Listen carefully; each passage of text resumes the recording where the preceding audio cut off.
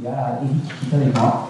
Et ça, j'en reviens depuis un certain temps, parce qu'on se connaît depuis un petit moment, tous les deux. Ouais, voilà, on a fait pas mal de choses ensemble. Silou, qui nous a eu la salle, merci Silou.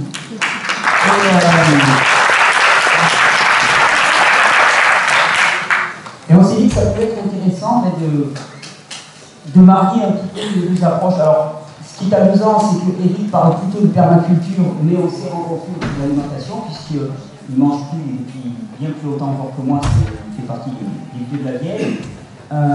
Moi, je parle plutôt d'alimentation, de santé, mais en même temps, je m'intéresse beaucoup à la permaculture, on a fait beaucoup de choses en permaculture.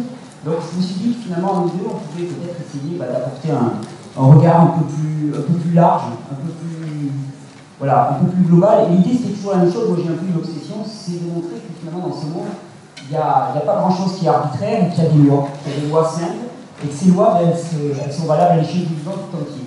Moi, chaque fois que je constate ça, ça m'énerve. Je trouve ça fantastique. Voilà. Donc, avec Eric, on s'est dit qu'on allait tenter de mettre en valeur. Donc, ce que je vous propose, c'est que chacun de nous, on va faire notre petit numéro pendant une petite heure, à peu près. Et puis, quand on aura fini, là, on va se poser tous ensemble, et puis on va discuter, s'affirmer, et on va voir ce qu'il va évoluer. À titre.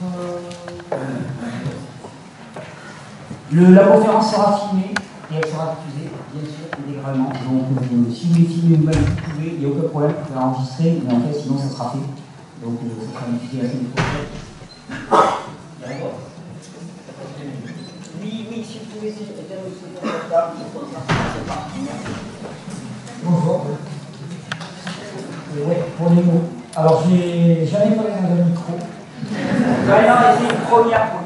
Voilà, donc en général.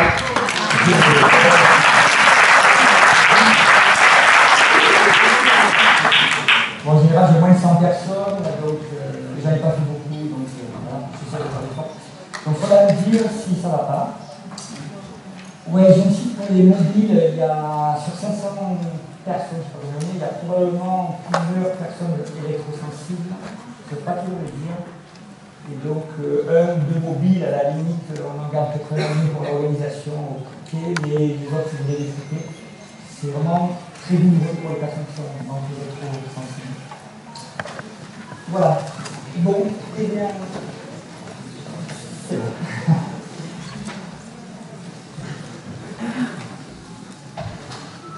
Alors, je vais peut-être commencer, parce que je sais que je ne fais pas mélange, je vais oublier de le dire, je vais le faire tout de suite. Je vais quand même nommer les deux associations pour lesquelles je travaille.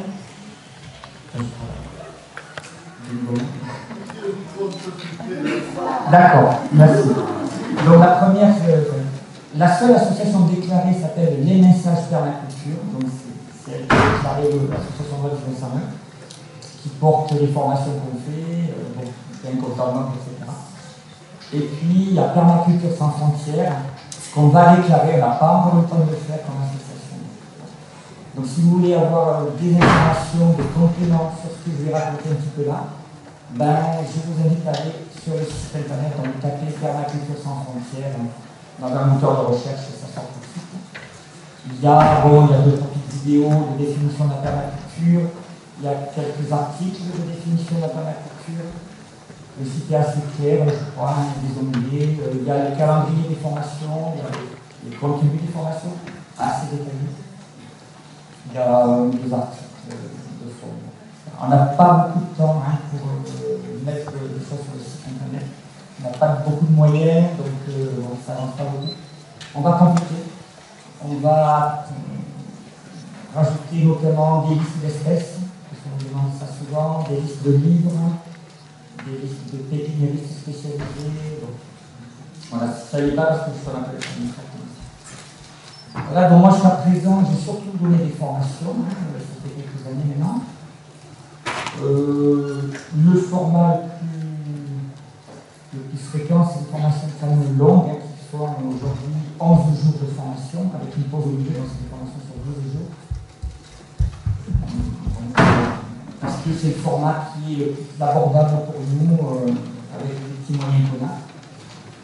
Donc, tout le monde ne peut pas toujours se libérer 11 jours. On va essayer de faire mieux. Dans la prochaine, elle a lieu en Haute-Loire, près des sources de la Loire, en mois de mai. Il y en aura une en juin, Et on cherche encore un lieu. On n'a pas encore pu le publier sur le site internet parce qu'on n'a pas encore de lieu. On cherche n'importe quoi, un camping avec des bureaux et une salle de 70 ou 80 mètres carrés, soit équivalente. Voilà, il y en aura une un peu plus fort. Il y en aura une en septembre et une en octobre. En octobre, ça sera près de chez Thierry, près de Perpignan. En septembre, assez probablement dans le golfe de Saint-Tropez et du Var. Et juillet-août, on espère qu'il va faire. Voilà. Donc, ça c'était pour les compléments d'information. Donc, ce que je vais faire pendant une petite heure, je vais essayer de présenter un résumé de ce que je raconte dans les 11 jours. D'ailleurs, idéalement, on devrait plutôt en prendre 14 du 15 que 11. Donc, c'est clair qu'on ne va pas pouvoir tout aborder dans le détail. Hein. Il y a une bonne séance de questions qui est prévue à la fin, des choses sur lesquelles on pourra revenir. Voilà, donc en gros, ce que je peux rapidement faire, c'est donner une espèce de plan, même si on fera peut-être tout, on ne fera pas tout en détail. Je vais commencer par présenter ce qu'est la permaculture, c'est quand même le numéro 1. Et puis, je dirais, son application la plus cohérente en ce qui concerne la production de la nourriture, de l'énergie et la réhabilitation des écosystèmes et des systèmes de vie de la planète. J'appelle ça le système de culture régénérative. Vous allez voir. Donc, normalement, c'est un petit peu finalement le fil des formations que je donne. On commence en gros par le plus global. Et on va le plus détaillé dans le temps que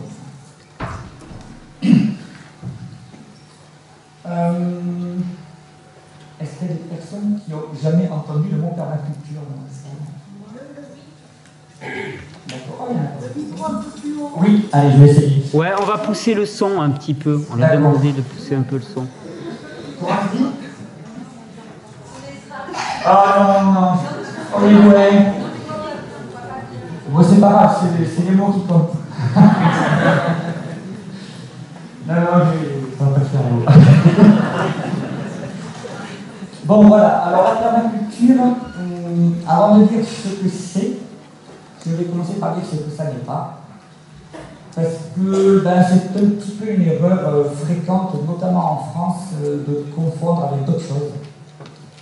Alors, ça n'est pas ni la biodynamie, ni l'agriculture biologique, ni l'agroécologie, ni l'agroforesterie, ni l'agriculture naturelle de Fukuoka, ceux qui ont entendu parler de l'enseignement de Fukuoka.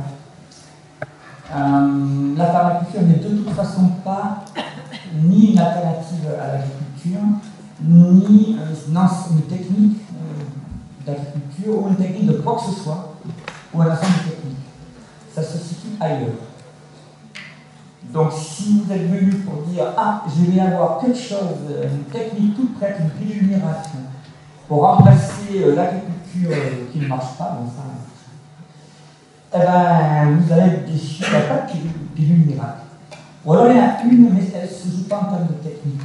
Donc ce que je vais essayer de présenter, ce sont les principes fondamentaux, les grandes lignes, les grands processus, les éléments de compréhension qui sont en amont des techniques, qui nous permettent de comprendre comment fonctionnent les choses et donc d'utiliser la force du vivant, sa puissance et sa gratuité au lieu de lutter contre, comme on le fait dans le système de culture classique, notamment la culture. Voilà, donc qu'est-ce que c'est que la permaculture? Alors, plutôt sensu, la permaculture, c'est on va dire pour être un art détaillé, de la conception des systèmes. Voilà. Donc c'est une science de l'ingénierie. C'est pas une science du babacool ou de l'écologie ou de je sais pas quoi, du bon, de l'amour, etc. Au départ. C'est une science qui vise à concevoir, planifier, aménager, organiser des systèmes. Des systèmes évidemment qu'on veut efficaces. Si On a un ingénieur qui est là pour concevoir le plan d'une fusée, il a quand même faire en sorte qu'elle arrive à destination. Donc, le mot numéro 1, c'est le mot efficacité.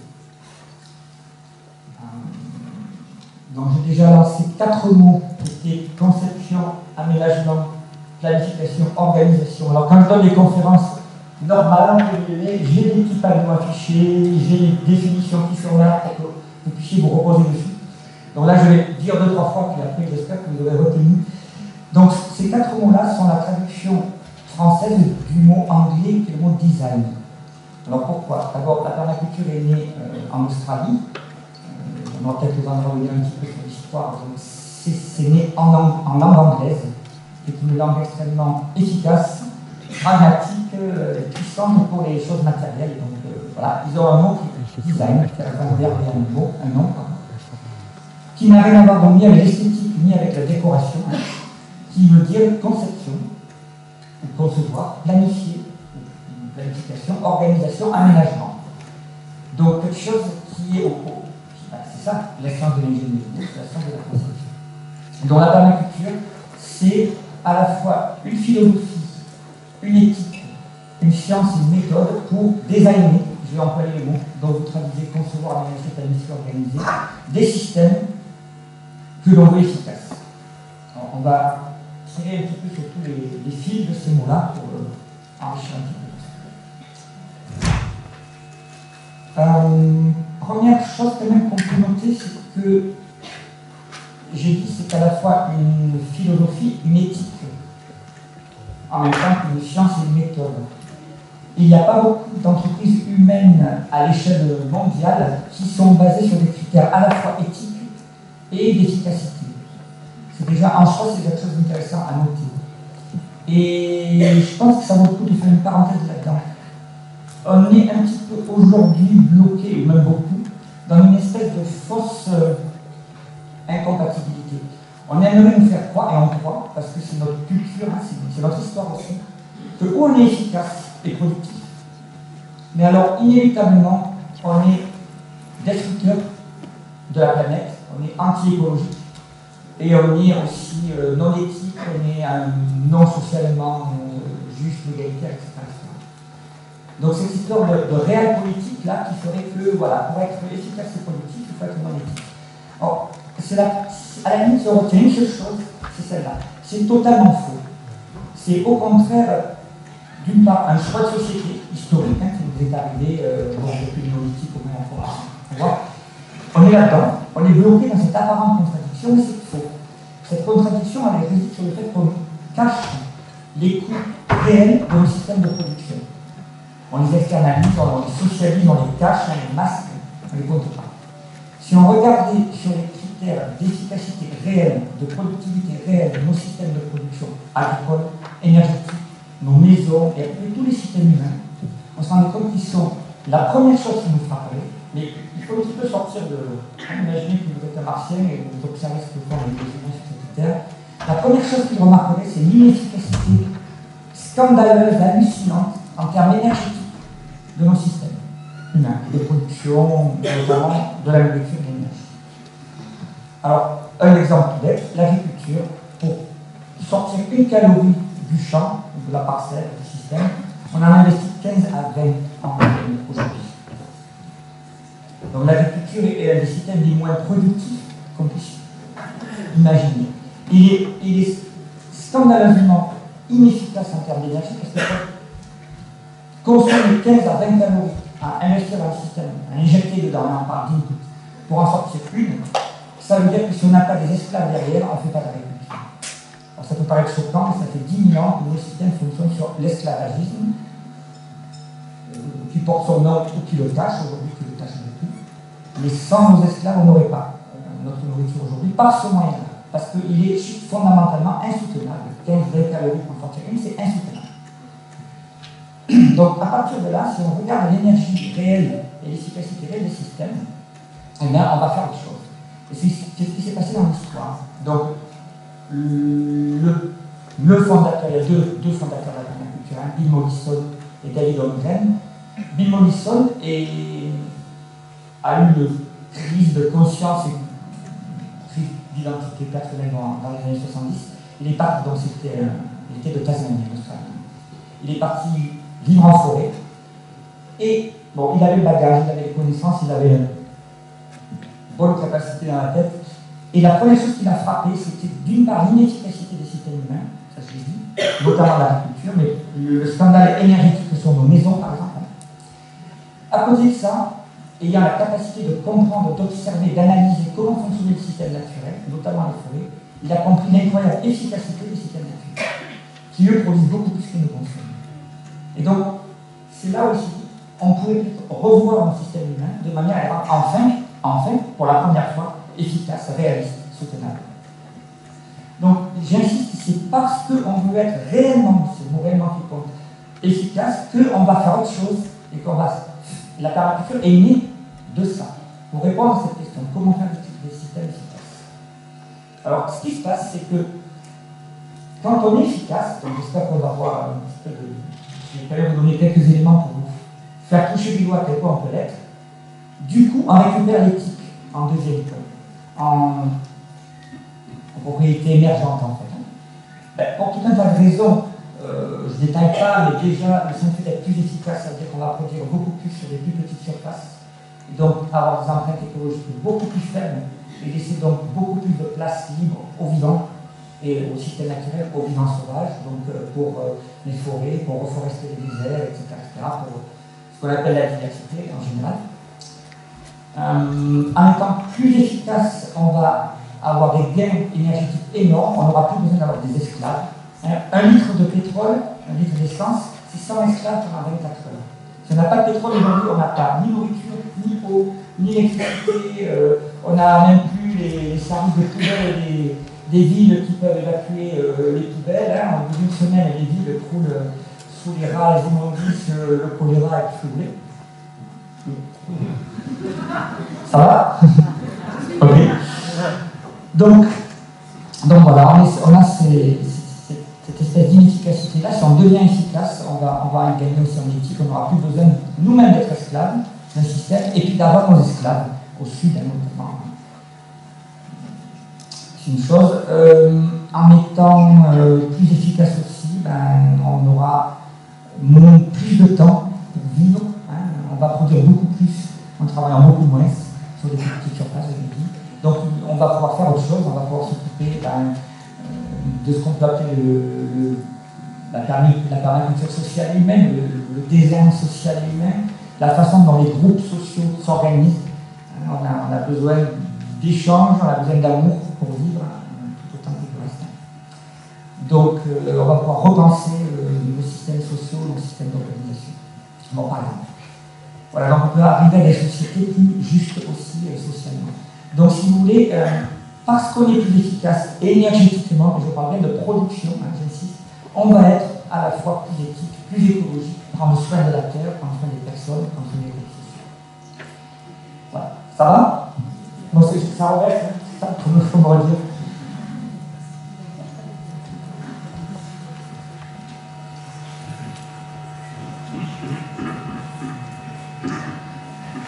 Donc, la permaculture est née comme réponse à un problème, donc identifié probablement en premier par Bill Mollison et David Lundgren, qui était que nos systèmes sont inefficaces.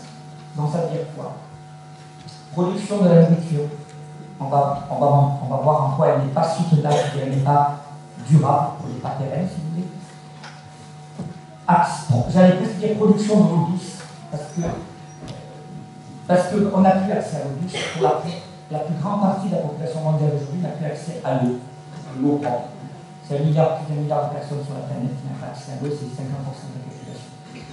C'est 5000 enfants qui meurent tous les jours, simplement parce que l'eau auquel ils ont accès, c'est de l'eau dans laquelle on pisse et on chie. Alors pourquoi on n'a plus d'eau? Pourquoi on n'a plus accès à l'eau? Parce qu'on n'a plus de forêt, on n'a plus d'arbres. On fera le temps. Donc, on a un problème. Avant d'avoir un problème de nourriture, finalement, on a un problème d'eau sur la planète. Eau, accès à l'eau, accès à la nourriture, et production donc soutenable de la nourriture. Quelle est cette calories pour une? C'est pas soutenable, il faut donc changer ça. On a un problème de climat qui est complètement dégradée, imprévisible, et on a un problème de météo avec des événements exceptionnels, de plus en plus nombreux. On a un gros problème de forêt et de biomasse. On n'a plus de forêt, on n'a plus de sol. Les sols partent dans le système aquatique. On n'a quasiment plus de fertilité. Je ne donne pas des chiffres, mais c'est hallucinant les quantités de sol qui partent chaque minute. Donc on a un manque crucial de ce qui permet à la vie sur Terre d'exister tout simplement, ou à la Terre de porter la vie. Donc biomasse, fertilité, forêt. Donc lié à ça, c'est tous les problèmes qu'on a d'érosion et d'inondation. Les inondations ne sont jamais dues au fait qu'il pleut trop, sont toujours dues au fait que nos systèmes sont mal designés, sont mal conçus, mal planifiés. Un sol bien géré peut absorber jusqu'à, les chiffres sont hallucinants pour ceux qui connaissent un petit peu. Un sol bien géré peut absorber 10, 20, 30, 40, 50, voire 80 cm de pluviométrie à l'heure. Un sol agricole de base plat va faire des flaques après 1, 2 mm, 3, 4, 5 mm à l'heure, parfois 2, 3, 4, 5 mm par jour. Pardon, par jour, on peut les voir à l'heure faire des flaques. Donc c'est pour ça qu'on a des inondations. Donc tant qu'on n'aura pas le haut des collines, les pentes raides et les bords des systèmes aquatiques forestés, on aura de l'érosion, de la perte des sols, des inondations et de la sédimentation. La sédimentation, c'est toute la fertilité qu'on a arrachée de l'être sur Terre, se retrouve déposée dans le système aquatique et détruise la vie aquatique. Ici. C'est juste une petite parenthèse, parce qu'il faut que je passe à autre chose. Si vous regardez une photo de l'Amazonie ou de l'Inde satellite, vous allez vous rendre compte que là où ça n'a pas été déforesté, l'eau du fleuve ou de la rivière est limpide. Elle est verte, elle est bleue, ce que vous voulez, mais elle est limpide. Alors que partout ça a été déforesté, partout il y a de l'agriculture, les eaux, et regardez les eaux de nos rivières, sont chargées. Ça veut dire qu'elles sont laiteuses, alors blanche, vert, rouge, ce que vous voulez. Ces grandes traînées rouges qu'on voit au large de l'Inde, dans la mer, sur des dizaines, des centaines de kilomètres en période de mousson, ça c'est l'érosion, c'est des pauses. Donc ça c'est parce qu'on n'a plus de forêt, on n'a plus d'arbres. C'est ça l'agriculture. Donc on a un problème de biomasse. Alors je l'ai vu, problème de climat, problème de météo avec des extrêmes de plus en plus violents, etc. On a des problèmes d'érosion, de pente, de sol, d'inondation, on a des problèmes de production soutenable de l'agriculture. Évidemment des problèmes de pauvreté, de famine, de médicaux, de non-accès aux soins, etc. On a des problèmes sociaux qui en découlent. Par exemple, l'eau, aujourd'hui, le problème d'eau dont j'ai parlé, est la première cause mondiale de maladies, de malformations physiques à la naissance, de faim et de conflits et de guerres civiles dans le monde. C'est là que ça arrive.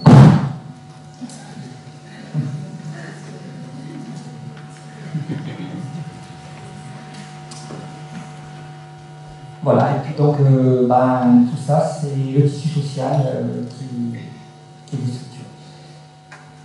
Voilà, donc, je résume, permaculture, efficacité et du coup l'éthique, parce que l'efficacité est réelle, on n'a plus ce choix entre être efficace ou être éthique, ou être écologique. Science, méthode, philosophie pour concevoir des systèmes efficaces, concevoir la planète. Alors rapidement, vous pouvez trouver ça dans les livres.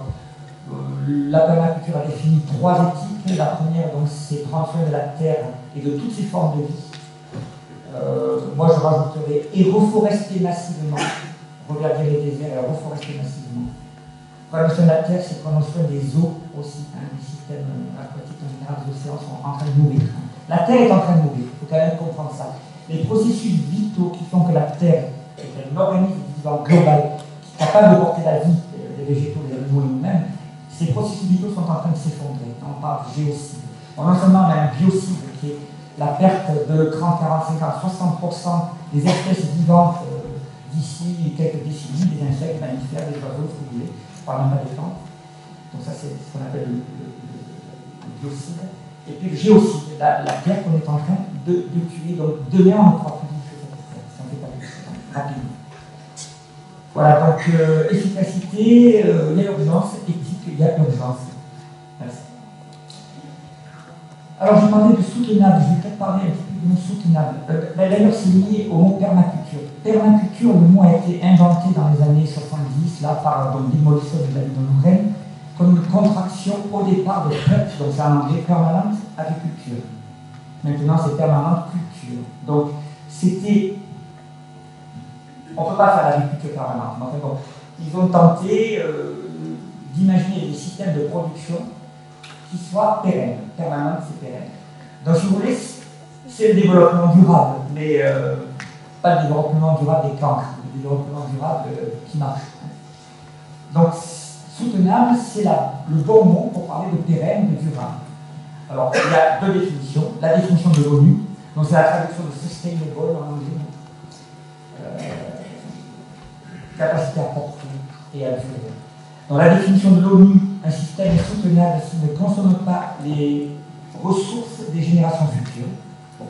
Donc c'est lié à la responsabilité transgénérationnelle, c'est lié à l'empreinte écologique, c'est lié à ne pas dépenser 15 calories pour en sortir une, évidemment. En permaculture, on a une définition qui est peut-être plus intéressante, parce qu'elle est opérationnelle, elle est énergétique. Un système est soutenable lorsqu'il produit plus qu'il ne consomme en énergie totale, donc en calories.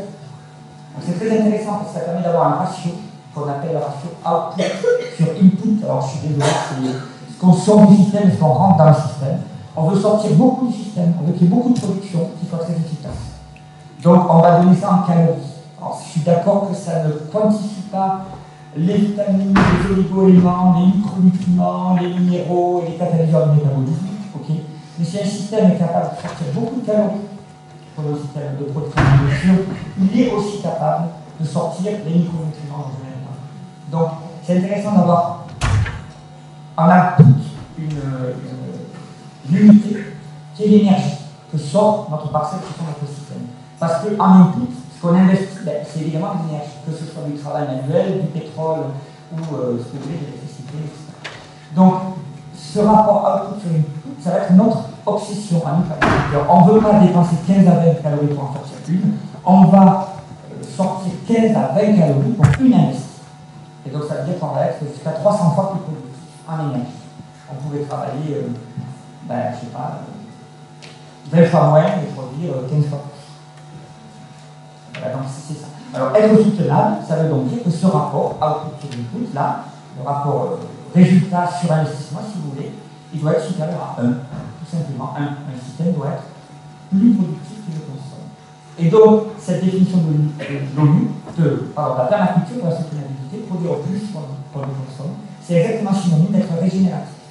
À partir du moment où on produit plus de calories qu'on en consomme, on va pouvoir reforester, avoir des surplus, regarder les déserts, enseigner, s'occuper du groupe social, s'occuper de tout le monde, etc. Recréer de la biodiversité, recréer de la vie.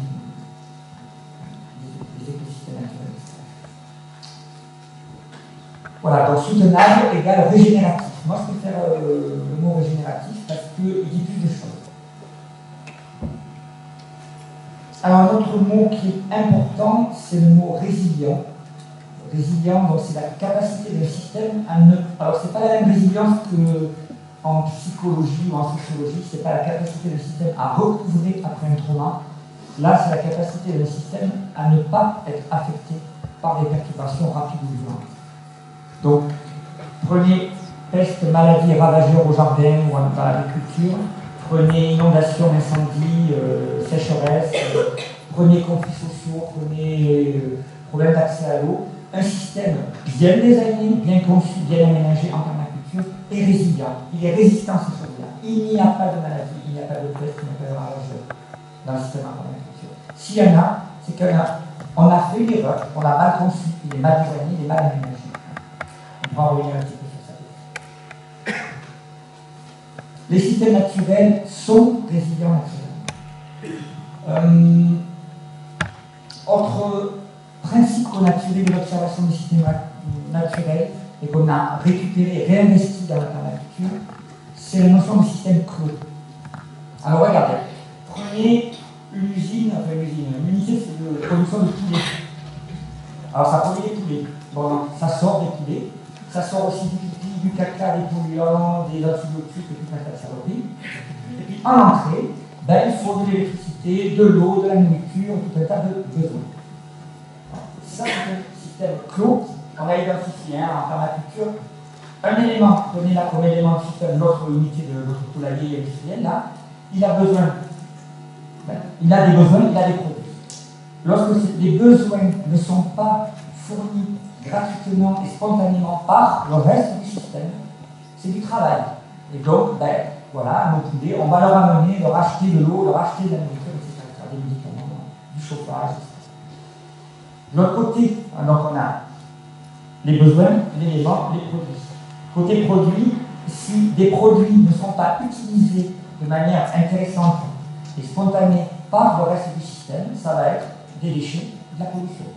Donc, tout le monde connaît les problèmes de pollution qu'on a avec tous les excréments des animaux d'élevage, les nôtres éventuellement, etc. Ou les systèmes de pesticides et fertilisants qui sortent du système. Donc, le système de la parcelle agricole rentre des pesticides et des fertilisants, mais elle en sort sous forme de polluants. C'est ce qu'on ne veut pas en permaculture, et ce qui ne se passe pas dans le système naturel. Les systèmes naturels sont prêts. Ça veut dire que chaque élément de système, quel que soit le système, quel que soit l'élément que vous prenez, quelle que soit sa taille, aussi l'élément de l'échelle, dans un système naturel et dans le système en permaculture, c'est ce qu'on veut, si le design est correct, les besoins, tous les besoins de tous les éléments du système sont fournis par les produits d'autres éléments du système. On conçoit le système pour cela. Donc on ne va pas nourrir les animaux. Le système les nourrit, tout ça. Et puis, de l'autre côté, donc, ça veut dire qu'on n'a plus le travail. On remplace le travail par l'intelligence, par le bon design. On utilise la façon dont fonctionne le vivant, le processus vivant, qu'on analyse, qu'on décortique, c'est notre métier, et on voit ce qui est efficace pour que tout ça se passe. Il n'y a pas de travail à fournir en amont pour fournir les besoins de tous les éléments du système. Et en aval, c'est pareil, on n'aura plus de pollution, de déchets, etc. Parce que toutes les productions du système, même celles qu'on considère comme négatives, sont utilisées par le système. Donc par exemple, le pipi de caca va être transformé en fertilité parce qu'on maîtrise le rapport carbone sur azote, on sait ce qui fait que l'urine ne tue ou ne tue pas, on sait ce qu'on doit faire avec les excréments, et c'est vrai pour tout. Voilà, donc ça veut dire qu'on a un système, schématiquement, on a un système clos. Les déchets des éléments du système fournissent les besoins des autres éléments du système. Et c'est ce qui se passe dans le système naturel. Alors par exemple, si je reprends un exemple d'élevage de poulailler dans un système en permaculture bien désigné, bien conçu, ben on aura dans notre système tout un tas d'espèces, on peut sortir facilement 20, 30, 40 espèces de plantes et d'arbres qui vont fournir ce qu'on appelle des fourrages. Donc ils vont nourrir des feuilles comestibles, des fruits comestibles, des graines comestibles, ce que vous voulez, qui vont être là dans le système auquel les animaux vont avoir accès. Alors bien sûr, chaque animal a des facteurs intrinsèques. C'est la troisième chose. Les éléments ont des besoins, des produits et des facteurs intrinsèques. C'est notre métier de connaître les facteurs intrinsèques de chaque aliment. Par exemple, l'oie a besoin d'un plan d'eau pour se reproduire. Le canard a besoin d'eau en permanence. Voilà. On sait très bien les plantes fourragères pour les poules qui ne sont pas les mêmes que les plantes fourragères pour les canards, les moutons, etc.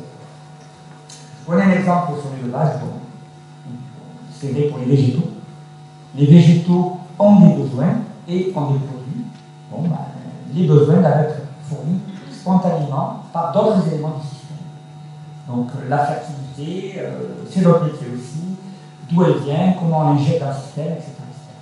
Et là, on va se rendre compte qu'un point crucial, c'est que pour que les besoins de chaque élément du système soient fournis par les produits d'autres éléments du système, on a besoin qu'il y ait énormément d'éléments diversifiés, différents les uns des autres.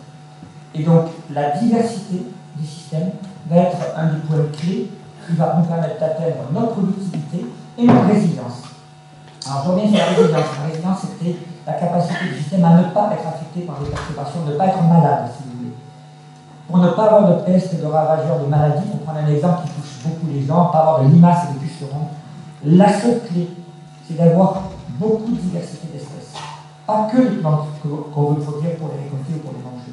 Tout un tas d'autres plantes, on va appeler des plantes compagnes, des arbres compagnons, qui vont faire que la résilience est une propriété qui émerge spontanément, naturellement du système, à condition qu'il soit soutenable, mais c'est ce qu'on fait par la nature, et suffisamment diversifiée. Donc, propriété émergente.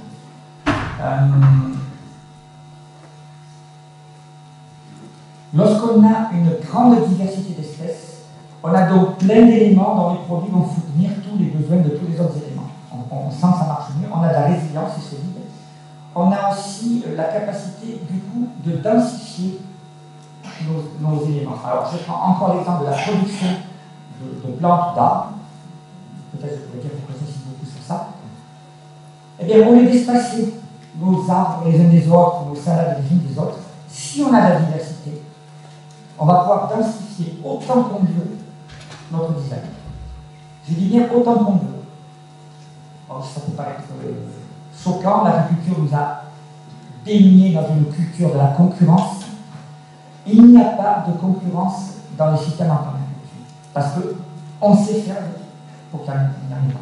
On sait désigner les choses pour qu'il y en ait pas. Je donnerai un petit peu des exemples ici.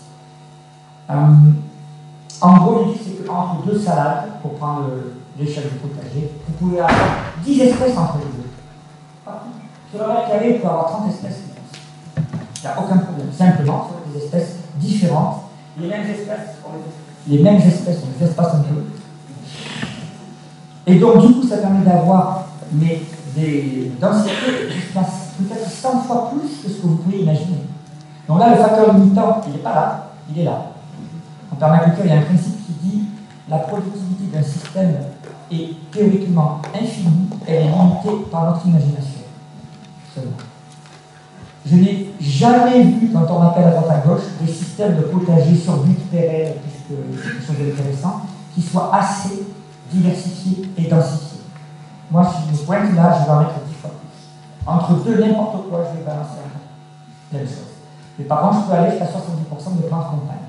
Là, je vous garantis qu'il y aura plus de limaces, plus de pucerons, plus d'orifores. On aura donc une fertilité exceptionnelle à cause de la quantité de micro-organismes qui vivent autour des racines. Donc, c'est une chose. Et on n'aura pas de maladie. Donc, maladie, etc., ça dira la mot erreur de design. Manque de diversité, manque de densité. Sur la nue, bon, d'autres problèmes.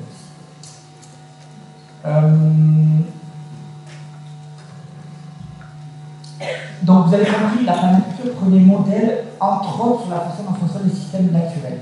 C'est le premier modèle de la permaculture. Donc, on en a déjà tiré 3 leçons. Soutenabilité ou régénérativité, système qui doit produire beaucoup plus que nous consommons. Résilience, pas affectée par les maladies, par les problèmes.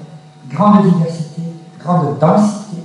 Ça signifie quoi? Ça signifie que sous un arbre, on peut cultiver un autre arbre, et en dessous encore un autre arbre, et en dessous encore un autre arbre, en dessous des petits arbustes, et en dessous on peut encore avoir des herbacées, des légumes, ce que vous voulez. Alors ça, comme je n'ai pas beaucoup de temps, je ne peux pas suivre la structure, donc je profite pour le caser maintenant. C'est une des clés majeures des systèmes de culture régénérative qui est très très peu connue. Les plantes, entendez que les arbres font partie des plantes. Hein. La définition de plante, c'est synonyme de végétal. Donc un baobab est une plante. Les plantes ne sont pas faites pour fonctionner avec la lumière directe du soleil. La photosynthèse sur les feuilles ne se fait pas fondamentalement avec la lumière directe du soleil. Elle se fait avec une lumière réfléchie. Donc là, par exemple, on se voit, et pourtant tu n'es pas le soleil, je ne suis pas le soleil, on a de la lumière réfléchie. Là, il y a déjà beaucoup trop de lumière pour produire beaucoup de certaines de nos plantes. Donc ça, c'est la première chose à comprendre, c'est que mettre les plantes en pleine lumière, c'est effondrer leur productivité. Et c'est ce que fait l'agriculture. C'est une des raisons pour laquelle elle est aussi catastrophiquement improductive. Et l'autre chose, c'est que ça nous permet de produire plus, encore plus sur la même surface. Donc on a une densification horizontale et une densification verticale à l'étagement accrue parce qu'on a la diversité. Donc on est hors concurrence et donc une capacité à produire beaucoup plus sur le même hectare. Imaginez juste, si ça vous choque, que les plantes sont faites pour fonctionner à l'ombre et non pas en plein soleil. Imaginez que la surface de feuilles cumulées d'un arbre se compte en centaines d'hectares, alors que la surface qui prend la lumière directe du soleil, c'est juste la surface qui est exposée au soleil, c'est en dizaines de mètres carrés. Il y a donc un facteur 100 000 entre les deux. C'est-à-dire qu'à 1/100 000e près, les feuilles reçoivent de la lumière indirecte, ne voient pas le le moins souvent. C'est pour ça que les cellules des feuilles ne sont pas capables de faire la photosynthèse parce qu'elles reçoivent de la lumière directe du soleil. Alors, par contre, les végétaux sont des maîtres de la lumière. Nous, on est un petit peu benés. Nous, on va avoir pleine lumière, ombre sombre et allez, ombre douce et 2-3 degrés. Les végétaux voient continuum de degrés d'attente. Donc, il faut observer, faire des expériences pour comprendre quel est le degré. Ça se fait très facilement quand on est dans l'écosystème, quel est le degré de lumière approprié à chaque espèce. Je case un petit truc là. Il y a 10% d'espèces de plantes qu'on appelle des espèces pionnières qui ont la capacité, donc qui sont capables de germer et croître avec la lumière directe du soleil. Elles ne le préfèrent pas, mais elles sont capables de le faire. Prenez par exemple, ce qu'on appelle les pionnières, imaginez les cactus, que tout le monde connaît, il y a tout un tas d'autres espèces pionnières. On parle énormément des espèces pionnières en permaculture, donc je cite beaucoup ces choses-là dans les formations. Même les cactus ou des agaves, ce que vous voulez, vont pousser beaucoup mieux, être beaucoup plus abondantes à l'ombre qu'en pleine lumière. Mais elles sont capables de pousser en pleine lumière. La luzerne, une pionnière, elle est capable de pousser en pleine lumière. Le robinier Fojacacia est capable de germer, de croître en pleine lumière. C'est un pionnier. Les genêts, par exemple. Voilà, mais il ne préfère pas. Donc, s'il y a une deuxième chose qu'on peut déconstruire de notre tête, c'est que les plantes doivent être au soleil. Donc, les plantes doivent être à l'ombre, mais à un degré d'ombre adapté. C'est-à-dire en ombre sombre. Et ça, on va le piloter. Donc, la permaculture, obsédée par le rapport énergétique output sur input, c'est là de piloter l'énergie du système. Et la manière numéro 1 qu'on a de piloter l'énergie du système, c'est de piloter la photosynthèse dans le degré d'ombre. Ça va?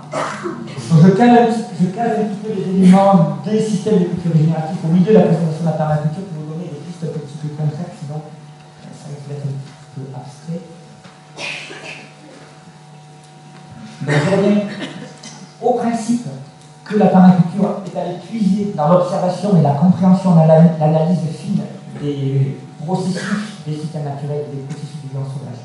Diversité, densité, ombre, donc densité, là encore le frein est là, vous pouvez serrer plus que vous pouvez imaginer, puis vous multipliez encore par 10. Et vous en rajoutez encore. Et les plantes accompagnent à gauche. C'est vrai aussi pour les arbres. On est censé cultiver sous une canopée. Et non pas en pleine lumière. C'est vrai au-dessus du verger, c'est vrai au-dessus du potager. Mais encore une fois, pas une canopée de chênes verts, de chênes lièges très denses. Une canopée d'espèces d'arbres dont on sait qu'ils sont absolument non concurrentiels. Certaines espèces sont concurrentielles. Une canopée, donc c'est un surétage, si vous voulez. La canopée, c'est l'étage supérieur d'un document végétal. En forêt amazonienne, elle est à 40 mètres, et dans ton gazon, elle est à 7 mètres, à 7 cm. C'est ça la canopée. Donc on est censé cultiver sous une canopée d'espèces non concurrentielles, avérées. Là, bon, on n'a pas de problème, on a tout le choix qu'on veut, et qui font passer un degré de lumière, ok, correct, pas très sombre. Et ça va dépendre essentiellement de votre climat. Parce que si tout l'été, vous avez des nuages dans votre climat, comme on peut imaginer en Belgique par exemple, vous aurez besoin d'une canopée qui est un peu moins dense pour protéger vos cultures du soleil que chez moi, dans le centre-Var, où on a un ciel bleu, azurin, je ne sais pas pour que les peintres sont venus peindre en région PACA. Preuve qu'il n'y a pas de filtrage, il n'y a pas d'humidité dans l'air, il n'y a pas de filtrage, et donc on a un soleil extrêmement agressif. Et donc la photosynthèse s'arrête de fonctionner au 1er juin, notamment pour les jeunes arbres, si on n'est pas à l'ombre. Chez moi, en mettant les arbres à l'ombre sous les pins, notamment, parce qu'il y a beaucoup de pins, je gagne 3 mois de pousse des arbres. Si, bon, j'ai un des climats les plus difficiles de la France, un climat méditerranéen extrêmement difficile, mais disons que si je n'étais pas à l'ombre, mes jeunes arbres, au 1er juin, ils arrêtent de pousser. Et si par chance ils reprennent en septembre, ils vont reprendre leur pousse un petit peu en septembre. Donc ils auront poussé mai, avril-mai, et ils auront peut-être poussé un peu septembre-octobre, alors que là ils vont pousser avril-mai, juin, juillet, août, septembre, octobre. Ça s'arrête. Toutes choses égales par égales, sans mettre plus d'eau, sans mettre plus de mulch, etc. Rien qu'avec l'ombre. Donc c'est vraiment. Et alors l'ombre, on peut la faire pousser. Donc quand il s'agit de reforester des grandes surfaces, de regarder des déserts, si on a du temps, qu'on ne veut pas y mettre énormément d'énergie, d'argent, de travail, mais qu'on a des grandes surfaces à faire, on est capable d'utiliser les 10% de plantes pionnières capables de, non pas qui peut faire, mais capables de germer et croître en pleine lumière pour faire pousser nos troncs, nos parasols, et faire pousser nos cultures dessus. Alors ça marche très très bien. C'est absolument nécessaire dès qu'on a des longues saisons sèches ou peu de filtration de la lumière à certaines saisons, comme dans beaucoup de pays. Voilà. Ok. Rapidement, je peux vous lister, vous énoncer quelques rares principes sur la permaculture, puis on va laisser la place peut-être des questions pour la troisième partie. Donc, un principe très important, je le dis juste, je ne détaille pas, hein, mais c'est très important, on passe pas mal de temps dessus dans l'information. La lenteur à laquelle une ressource traverse le système fait une plus grande différence que la quantité de cette ressource. Ce n'est pas la quantité d'eau, ce n'est pas la quantité de fertilisants, ce n'est pas la quantité de lenteur à laquelle cette ressource traverse le système qui va faire une grande différence. Ça veut dire que l'eau, la même eau, doit être utilisée à plusieurs endroits dans le système, plusieurs fois. Elle doit être ralentie, elle doit être infiltrée, elle ne doit pas ruisseler, elle ne doit pas partir ni trop profondément dans les sols, etc. Un autre principe qui dit, je détaille pas plus, un autre principe qui dit que beaucoup de petits valent mieux que peu de gros. C'est plus intéressant d'avoir plein de petits endroits de production ou plein de petits endroits de gestion de l'eau plutôt qu'une grosse mare, une grosse retenue, un verger, un potager. Ça ne marche pas.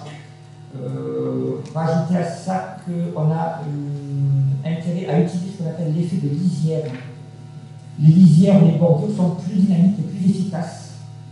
Donc des interfaces entre deux écosystèmes. Et donc, on veut avoir plein de petits bouts de lisières, ou des lisières très tortueuses aussi, c'est plus productif que des lisières fertiles. Donc tout ça, c'est rajouté. Je ne vous cite pas les principes classiques de permaculture qu'on trouve partout dans les livres sur Internet. Hein. Je vous cite certains qui sont moins connus et qui font peut-être une plus grande différence. Pour ce qui est de l'eau, beaucoup de petits valent mieux que peu de gros. Partir de l'amont, travailler sur courbe de niveau.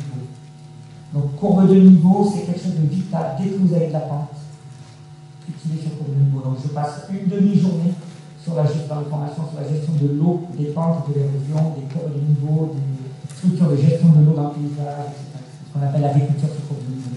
Sauf que moi, j'en comprends pas le d'agriculture. Bon, voilà. Il y a d'autres principes, hein, je ne détaille pas. Qu'est-ce que je peux vous donner comme élément?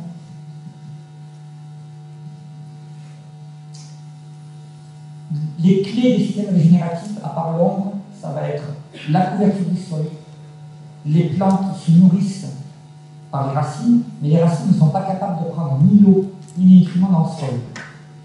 Elles sont en symbiose avec des micro-organismes de type champignons filamentaires qui explorent des très grandes surfaces et des très grands volumes de sol, à des distances parfois de kilomètres dans certains cas, et qui relient donc en fait toutes les racines de toutes les arbres, tous les végétaux de l'écosystème. Et ce sont ces champignons, ces micro-organismes champignons, qui sont faits pour capter l'eau et les nutriments du sol et les fournir aux racines. En fait, c'est une symbiose.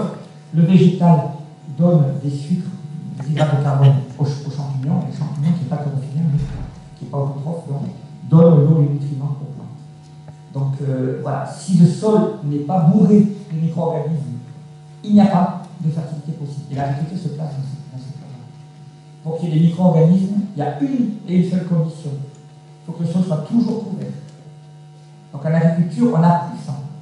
Donc la fertilité n'est pas gratuite en agriculture parce qu'on n'a pas ce qui nourrit les plantes physiologiquement. Il suffit de couvrir le sol, on n'a plus besoin de fertilisants, on n'a plus besoin de courir à l'azote, il est totalement gratuit, l'azote dans les systèmes naturels. C'est les micro-organismes qui le fixent. Donc on n'a plus ce problème. Donc sol couvert, deuxième clé. Une troisième clé, c'est un petit peu de maîtriser le rapport eau-sur-air dans le sol. Un sol qui est trop plein d'eau ne va pas fonctionner parce qu'il y a l'asphyxie des racines. Donc très important, d'où les histoires de cultiver sur butte éventuellement, enfin de maîtriser ces choses-là. S'il n'y a pas assez d'eau dans le sol, il n'y a pas assez d'humidité, il y a trop d'oxygène et les micro-organismes du sol meurent par oxydation, ce qui libère la CO2. Donc le rapport air sur eau, le rapport carbone sur azote, C'est pas compliqué, j'en parle, c'est détail. Il faut pas très peu d'azote et beaucoup de carbone. Voilà, donc si on a ça, ça marche très bien. C'est une clé pour gérer les excréments aussi. C'est une clé pour distinguer le BRF, le mulch et le compost. Hein. Je vais un petit peu plus dans le détail pour ceux qui s'intéressent à ça. Donc ça, on en parle beaucoup dans les formations. C'est très précis et c'est très simple. Conjonction de la chaleur et de l'humidité, je ne vais pas insister. La clé numéro 1 pour connaître votre dynamique, c'est est-ce que vous avez une saison longue ou courte, ou au moins une petite saison, où il fait à la fois chaud et humide. Bon, en climat méditerranéen sec, chez moi, par exemple, il n'y a pas de saison de végétation, car il n'y a jamais de conjonction de la chaleur et de l'humidité. Donc l'hiver, il y a de l'humidité, l'été, il n'y en a pas, l'hiver, il fait froid, donc ça ne pousse pas. Si vous avez des étés où il pleut, donc les endroits les plus dynamiques vont être les, à part les hautes latitudes, on dit aux latitudes tempérées, ça va être climat océanique, climat continental, Sibérie, Canada, pour faire pousser des tomates, idéal. En Méditerranée, on oublie la tomate, c'est extrêmement difficile à faire pousser. Si vous coupez le robinet d'eau, et je vous défie de faire pousser des tomates dans votre climat. Ici, ça va, il peut le faire. Mais en région PACA, c'est pas le cas. Donc ça, c'est une clé aussi. Bon, une autre petite clé que je ne détaille pas. Voilà, je vais peut-être m'en tenir à ça. Donc, désolé, je ne peux pas détailler plus, on n'a que 45 minutes là. Les formations détaillent tout ça. C'est pas compliqué. Le frein numéro 1, si je dois conclure, il est là-dedans. C'est la déconstruction de système cognitif, de croyances, imaginaires, concurrence, etc. Se dire non, il n'y a pas de plantes concurrentielles, c'est parce qu'on les a malgré qu'elles sont devenues concurrentielles. Les graminées ne sont pas concurrentielles, le chien d'or n'est pas concurrentiel. Par contre, il faut faire quelque chose pour qu'elles ne le soient pas. Il faut arrêter de faire ce qu'on fait en agriculture, qui les rend concurrentielles. Il n'y a pas de concurrence à l'eau, il n'y a pas de concurrence aux nutriments, par exemple. La productivité d'un système peut être 100, 200, 300 fois plus grande que ce qu'on peut imaginer. Je peux essayer beaucoup de cultiver à l'ombre. Voilà, c'est là-dedans qu'on a le problème. Donc, il est là. Voilà, donc système de culture régénératif qui produit plus de consomme. C'est bon, je te laisse la place.